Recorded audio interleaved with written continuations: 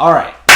Peace and greetings, YouTubers. So, One Night in Miami, let's just jump right into it. Now, initially, this was a screenplay written by Kemp Powers back in 2013, who, by the way, is having a really great 2021 because he came into the new year with back-to-back projects, all right? He also did the movie Soul. I haven't seen it yet, but it's on the watch list. But Kemp Powers was like, listen, I'm giving you all choices. Would you like to whimsically cry, or would you like to critically think? Your choice. Spin the wheel, flip a coin.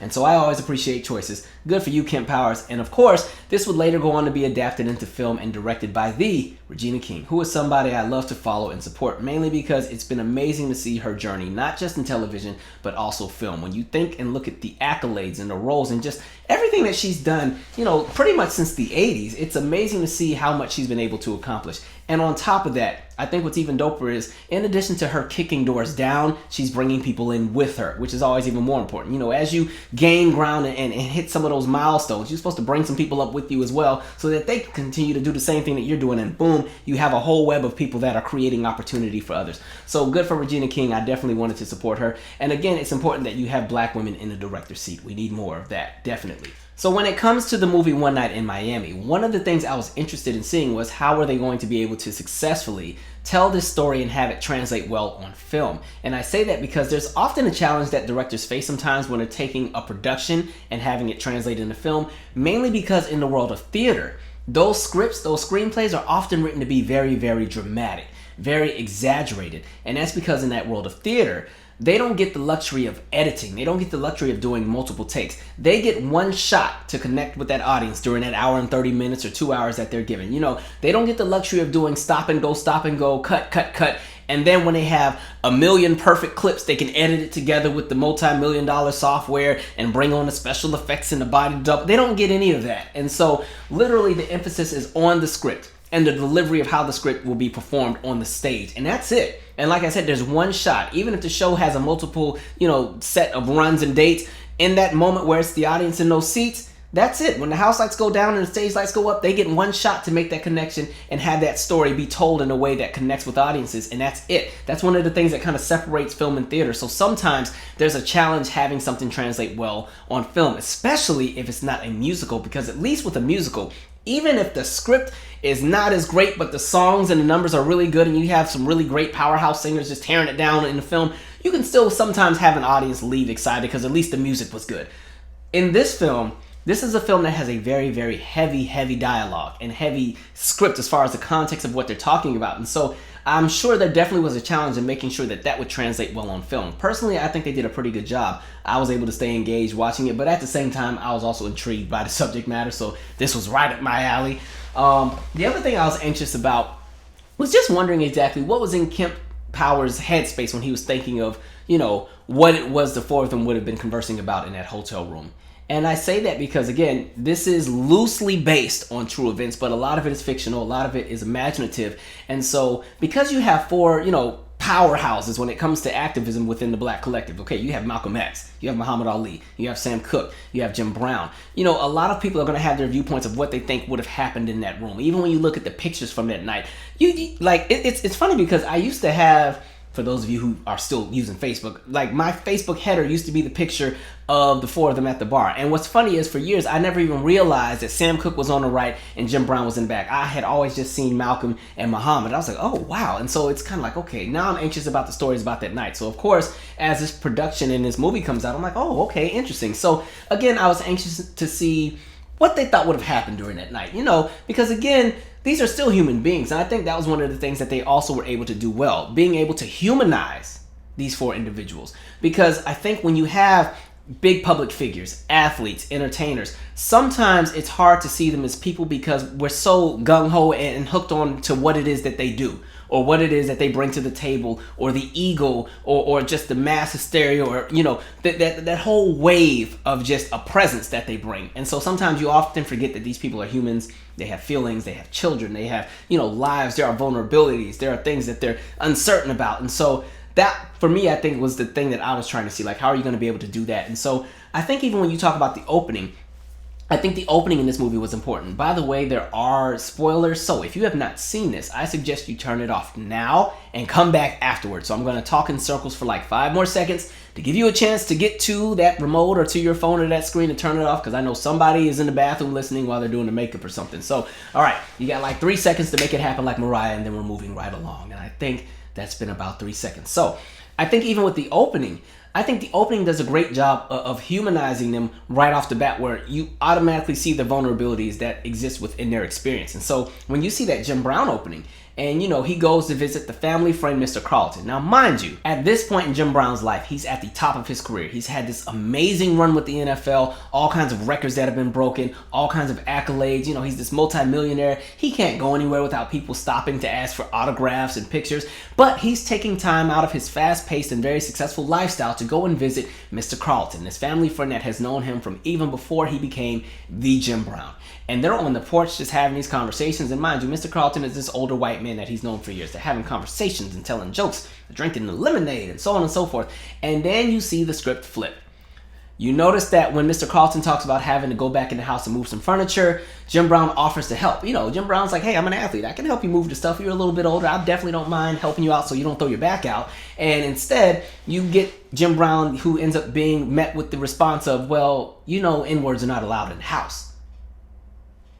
I saw that scene. I was like, oh, excuse me. And so for me, I think that entire scene, including the awkwardness that takes place when he knocks on the door and that woman answers and is kind of iffy and very nervous until she realizes it's Jim Brown, the athlete. I think that entire scene of everything that happens at that house, it's symbolic of systemic racism and anti-blackness and the walls and the boundaries that it creates. And those walls and boundaries, they are there to pretty much protect the vulnerabilities and the things that white people collectively value, which would be 1, themselves, 2, the things they own, 3, the things they think they deserve, 4, the idea of exceptionalism, and then 5, any kind of opportunity for any kind of gain later in the future. And so those things are always going to be bounded and protected, because what that does is that wall prevents the idea of access and limits accessibility and proximity to those things that they deem valuable. So in this instance with Mr. Carlton, the idea of Jim Brown not being allowed in the house because he's black, it's not even a conversation of Jim Brown not being allowed in the house because Mr. Carlton thinks Jim Brown is going to steal or have his way with the woman that was in the house. It's more so an inferiority complex that exists. And the only way that he can feel empowered by sitting next to an NFL athlete that's this multimillionaire and has everything that Mr. Carlton has and then some is by reminding him that he's black. Because in that instance, when that wall is put back up and there's a limitation to that proximity to the things that Mr. Carlton would deem valuable to himself and what it is that he believes, now there's that empowerment through the idea of anti-blackness. You're still black. Even though you have everything that I have, even though if you wanted to, you could stump my face out because you're more physically built than myself, I know that I'm protected by a system and you wouldn't try it, because if you do, the lynch mob will be here in 5 minutes. And so I know that you're going to behave according to how this system operates because you've already been conditioned to do so. So yes, I'm going to call you the N-word to your face and tell you you're not good enough to come into my house, even though I've known you for years and for decades and so on and so forth. But because of that element of blackness, the one thing that I have over you is whiteness. And so boom, in this moment, you can't come inside my house. That's at least how I interpreted it. And so again, I think that was symbolic of just the experience and things that somebody like a Jim Brown would have had to experience. And in that moment, the moment that scene takes place, he is no longer the Jim Brown to a lot of people who are watching. Now you're seeing somebody who is in a position of vulnerability and maneuvering through what you would call a racist system and how people have to operate and matriculate each and every day. Now all of a sudden he goes back into the bubble of being one of us, is what I'm saying. And that's exactly how systemic racism and anti-blackness often operate. In addition to the fact that it's often backed by policies and laws and ordinances, it's a way to create limitations so that the idea of white exceptionalism can often still exist. And so in that moment, the scene pretty much, it symbolizes that with the house. In the real world, when you step outside of the movie and get into the real world, when we start talking about that policy that backs something like that kind of system, that's where you have something like redlining, where again, you have neighborhoods that are drawn out and pretty much black people are not allowed to live in certain areas, because if we can keep those people out of our neighborhood, it still creates that idea of being exclusive, creates that idea of being exceptional, creates that idea of being superior, and because they are less than, we're going to create laws where you can't come into our neighborhood. And it goes further than just, housing. It goes into jobs, it goes into education. education. It goes into a bunch of different things, but I'm trying to stick to the movie. So you see it in that scene with Jim Brown. And you see that same thing with Sam Cooke when he performs at the Copacabana. That same kind of symbolism where people are using their power to limit what it is that somebody can have access to. And in that moment, it was access to the very thing that Sam Cooke enjoyed, which was performing and entertaining other people. And so he's at the Copacabana. And remember, the Copacabana was this top-notch venue that a lot of entertainers would break their necks to get to, because if you could master and you could really nail the Copacabana, it was going to open doors. And so you saw a lot of acts back in the day like the Temptations or Diana Ross and the Supremes, all making sure that they made an effort to get to that Copacabana stage. And so in that specific scene with Sam Cooke, he's already being set up to fail because his band is not allowed to be on the stage because black people aren't allowed to be on the stage as far as the band members and so on and so forth. And so when he performs, it's a very, very cold audience. Very cold. They are unamused. They are not having it. And so in that moment, they're just like, no, we don't like it. And it was so funny because when you think of somebody like Sam Cooke, who was legendary, like when you're talking about the influence that he would have on a lot of the male vocalists that would later come out in the 70s and the 80s. He doesn't get talked about as much as some of the others, but he was somebody who definitely was a gem in music. And so at that moment, he had already had a very successful career, but they still wanted to limit his idea of, I guess, personal value. They were like, no, we're going to remind you that in this instance, you can get all hype and feel important in your little Chitlin Circuit venue, but when you come to our stuff, oh, absolutely not. You're not welcome here. It almost reminds me of, I saw this clip one time. It was Frankie Lyman, and he was performing on some show, and the audience was doing the same thing. They were all, I'm gonna have it playing at the same time. Like, just look at the audience. They are unimpressed. Even the way they're chewing the gum is racist. I didn't even know there was a way you could racistly chew gum, but here they go, chewing with that deep prejudice, deep into them back wisdom teeth. And so, they are just unamused, and they know they want to enjoy themselves, but because Frankie Lyman is black, they want to sit here and pretend that what he's doing on the stage is not good. They're going to pretend that he does not sound good. They're going to pretend that he can't dance circles around everybody in that venue. And so that's the same kind of energy that Sam Cooke was met with. And I'm sitting here watching like, audience, please, like, who was going to come on the stage afterwards? It was going to be Pat Boone doing Beach Girl? I'm sure he was going to be so much better than Sam Cooke.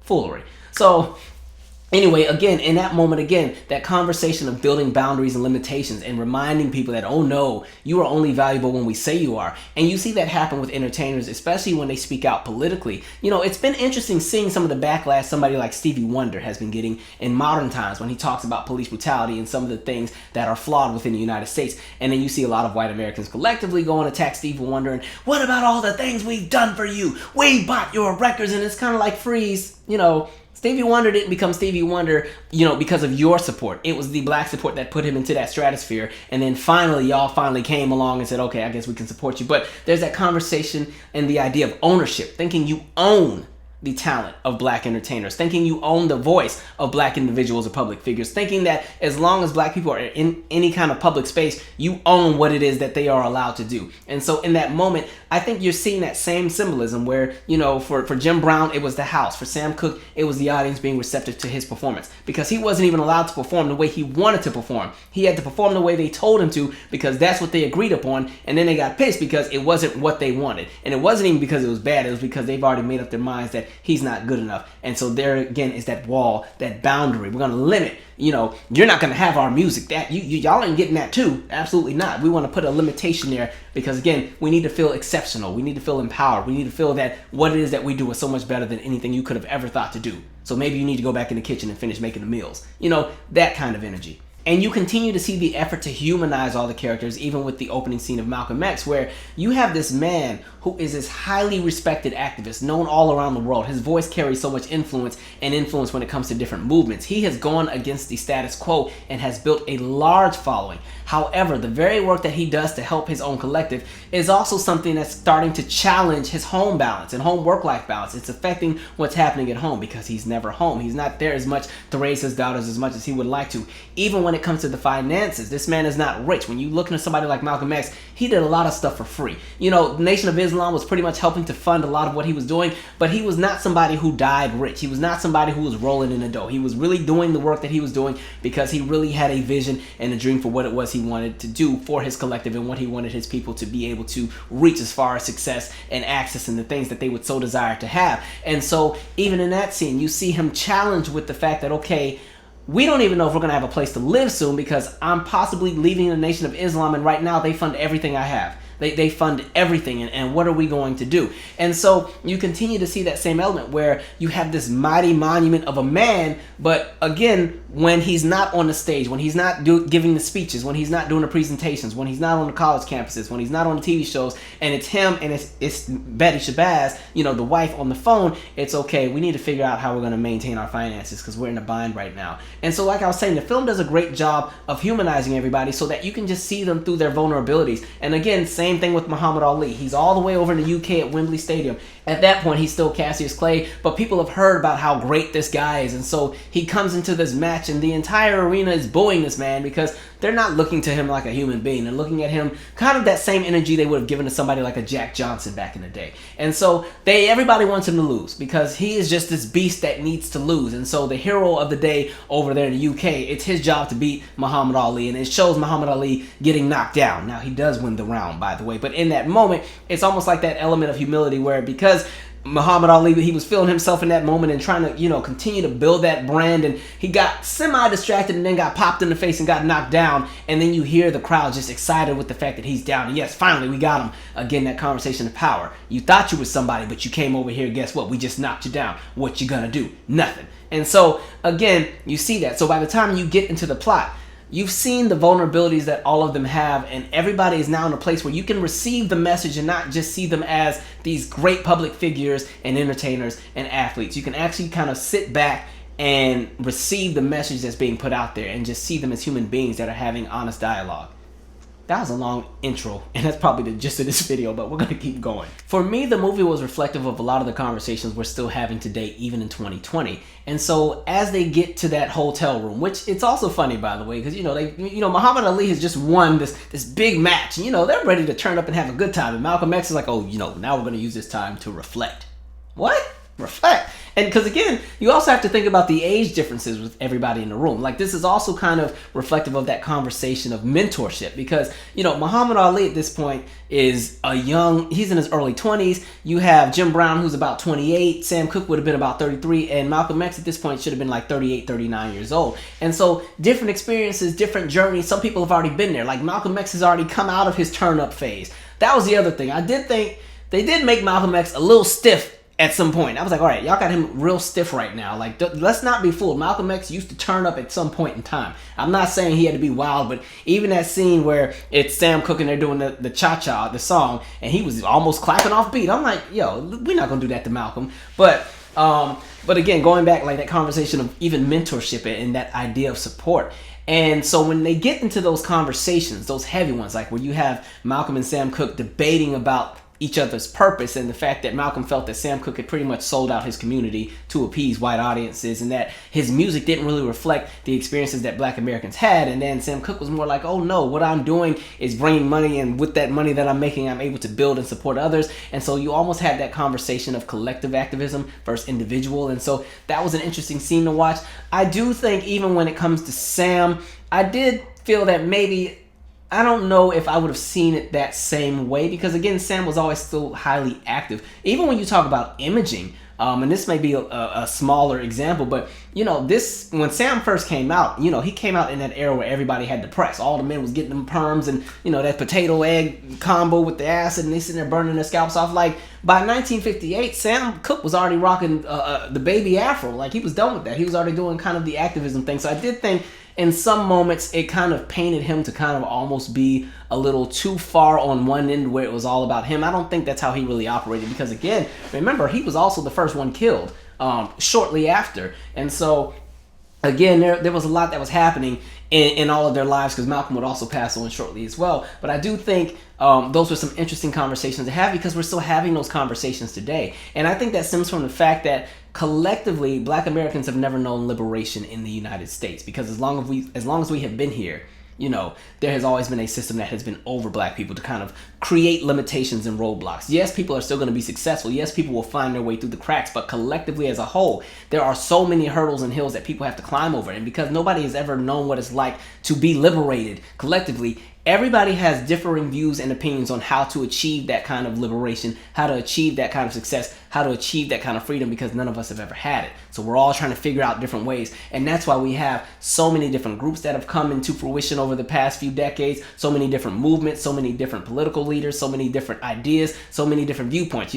Maybe we should put our energy into collective, group economics, or it needs to be more so into politics, or maybe we need to just separate and going back across the water, and all kind of different movements. And I think that comes from the fact that, again, something like white supremacy, systemic racism is so chaotic, there's no one size fits all for the problem. And so I think pretty much the gist of the dialogue that takes place in that room reflects that. It reflects where they were then and even where we are now. And so that was a very interesting scene.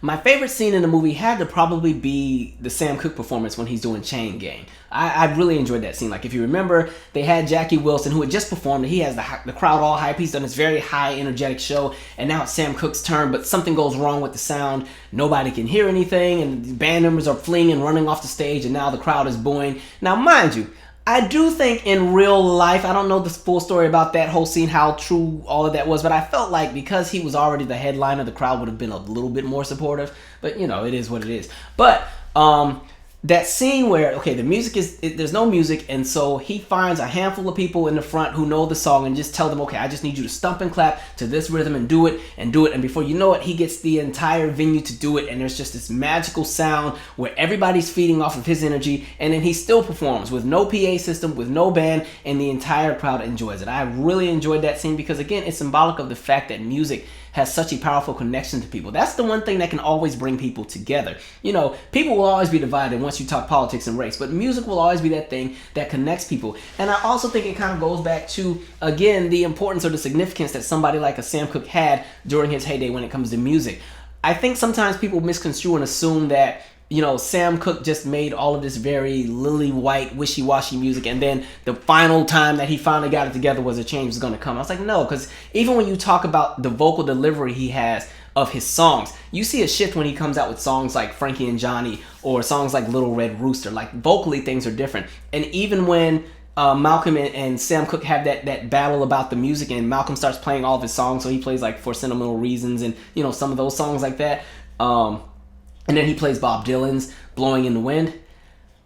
This is my opinion. You don't have to agree with me, but low-key, I think Sam Cooke's version of Blowing in the Wind is the best version out of everybody. Like, there's an element of conviction in that delivery of the song. Now, I don't know if he ended up performing that song as a result of the conversation he would have had with Malcolm and how true that was, but when you get a chance, definitely go and check out the song Blowing in the Wind, the live performance that Sam Cooke has. Vocally, it's an amazing rendition of the song. And really, I think there's an essence that he's able to capture in that song. But going back to that scene, it's a really great scene. I just really believe, because I see also as well, this again is the 1960s. There's so much that's happening in the United States, and there's so much that's happening specifically to black people collectively, but to see black people just have a moment to enjoy themselves and to just feel free, to just feel that they can experience an existence without any kind of chaos and just connect through music. I really enjoyed that scene. I think they pulled that off so well. That's the scene that I left the movie with. That's the scene that stuck with me. That scene of those thousands of people in there clapping and singing to an acapella while Sam Cooke performs. Really dope. When it comes to the casting, I think Eli Goree had the strongest performance. I think a lot of the performances were strong, but I think for me, watching the way he portrayed Cassius Clay or Muhammad Ali, for me, there were moments where I almost forgot I was watching an actor, because in my mind I started thinking, oh, this is really him for real. Like, he was able to really embody that essence that somebody like a Muhammad Ali would have. And I think the other gift was that he was able to capture the youthfulness that Muhammad Ali would have had in that moment during that specific time period. For me growing up, I always remember seeing the poster of Muhammad Ali standing over Sonny Liston, that thing with when he knocks him out and everything. And so I always saw Muhammad Ali as this big, grand, just, heavyweight boxer that was like the best of the best. Because, me growing up, I grew up in the era of Mike Tyson. So I always knew about Mike Tyson, but I always knew that before Mike Tyson, there was a Muhammad Ali. And so I always knew that Muhammad Ali was one of the greatest. And so to see the way that the character is written and how he's performed in the film, where there's vulnerabilities. He's in the position of changing his religion and converting to Islam. He's in the position of feeling vulnerable. And even when he gets pissed off with Malcolm X because he feels that he was bamboozled and just used, and you see that rage that come out, that element of still not being in a place to control or manage how you respond when you're extremely triggered or pissed off by something, seeing that youthful element. And I just think he captured that so well. He played the hell out of that role. I'm not mad at him. Hell, I need to go to the gym for real too. I felt like a twig watching this movie. I was like, God, let me get my life together. But he did an amazing job. And I think, and it was also really good because, again, what I liked seeing was this dynamic of how Muhammad Ali would be in the room versus how he was in the public. Like, like as soon as he went outside the door, he was back to Muhammad Ali. And when that media was out there, he, showed back up with the big presence. And, I'm Muhammad Ali, da-da-da-da-da, or Cassius Clay, and so da-da-da, I'm the greatest, I'm the prettiest. And then, they get back in the room, and then he's back to being himself. And he's back to just being comfortable where he doesn't have to put on that role. And he can be, honestly just how he feels in that moment. So it was kind of cool to see that portrayed. And again, I think, when we're talking about humanizing and letting us see them as people and not just these entities or these famous people, but people that have feelings and, again, things that they're still conflicting with when it comes to the journeys that they're on in life. I think he did an amazing job. I think it was a good idea to cast Aldis Hodge to play Jim Brown. Now, I'm not as familiar with Jim Brown as I am with somebody like a Sam Cooke or Muhammad Ali or even Malcolm X. And so I was a little out of the loop, but I still think that he was able to exude Jim Brown's role very well. Because I think Jim Brown has just always kind of had more of a subtle approach to a lot of things, at least from what I've seen from different interviews and stuff over the past few years. But I think he still was properly casted, and I think he exuded the role very well. And again, watching his scenes, and especially that opening scene, you were still able to connect with what would have happened during that moment in the way that the script was written. So definitely, I thought he did very well. I think Kingsley Ben-Adir had one of the hardest roles to play because I think, again, when you're playing somebody like Malcolm X, who is already very distinguished and has a certain essence about him, that's something that's very hard to capture. And on top of the fact that there was already a Malcolm X biopic that starred Denzel Washington, he's in that role where he has to literally challenge himself to get into a space where people can appreciate his portrayal of Malcolm X and not compare him to Denzel Washington. And I think he was able to do a pretty decent job of that because, again, I think that's a challenging role to play. And there were moments when I was watching it where sometimes I was like, wait a minute, this sounds like Malcolm for real. He was really able to capture the vocal, the vocal delivery of how Malcolm X would present himself sometimes. I was like, okay, this really sounds like Malcolm. And then there were sometimes there would be different mannerisms or the way that he would hold his face where I'm like, okay, some of these people who come out of the world of theater and into film are so well studied. They do such a great job of really capturing these characters. So I was like, kudos to you, because there are some roles that I think are really challenging to play, and you have to walk on eggshells and really get it right, because people will fry you up if they don't think you did a good job or if they don't believe you. You have to be believable. You have to get to a point where people can see you exuding that person and they don't just see you as somebody who's playing dress up. You know what I mean? And so that was a challenge, but I think he did a good job. I think he was able to pull it off. I was convinced. And so, again, there were moments where you kept hearing that voice. I'm like, yo, that really sounds like him. My goodness. And then even Leslie Odom Jr., I think he had a challenging role as well to play Sam Cooke, because in addition to the dialogue, he also had to sing. And I'll say this again, I've been giving Sam Cooke a lot of props in this video, but again, Sam Cooke comes out of an era where there was a certain uniqueness about the tones that a lot of the male singers had from that era. So like a Sam Cooke and Otis Redding, a Johnny Taylor, Percy Sledge. There's a different kind of delivery that a lot of these singers had vocally. And I also think it's because they come out of the era where there wasn't a lot of studio help. It's the era where when they would go in the studio to record a song, you had to do the whole song in one take. You had the live band there. And so there's an element of stamina that a lot of those vocalists from those 50s and the 60s and early 70s had, where there's just a different delivery and kind of vocal tone and texture in comparison to some of the artists that are out today. It's not saying they're better than who's out now. But what I'm saying is just there's just a different essence that's out there. And sometimes I think artists that are from this era sometimes have a hard time capturing that of the past. But I think he did an amazing job. Sam Cooke has a very unique tone that's hard to emulate.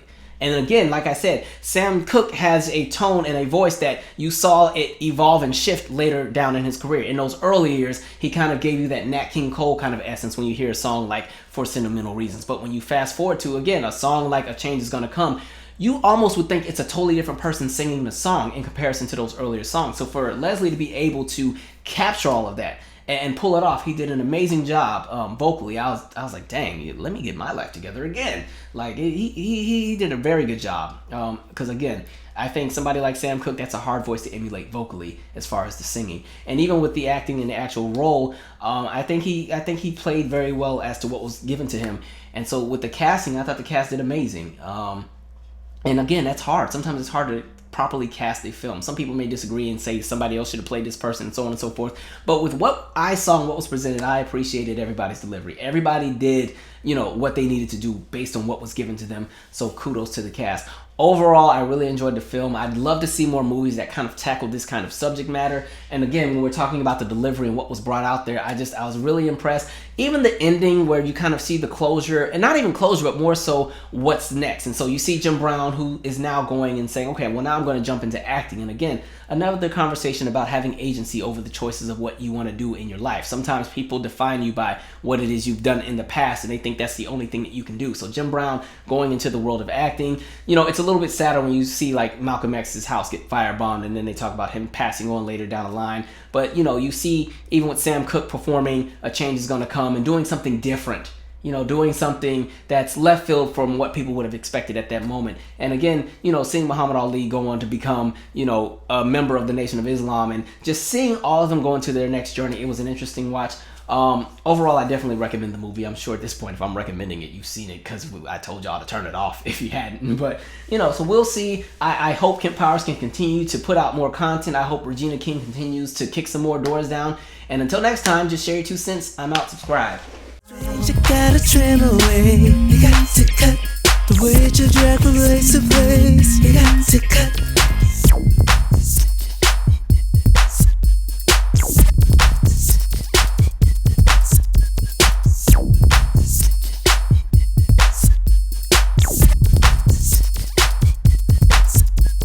What you gonna say with the hose in your way, or the baggage dropping off cause you got to?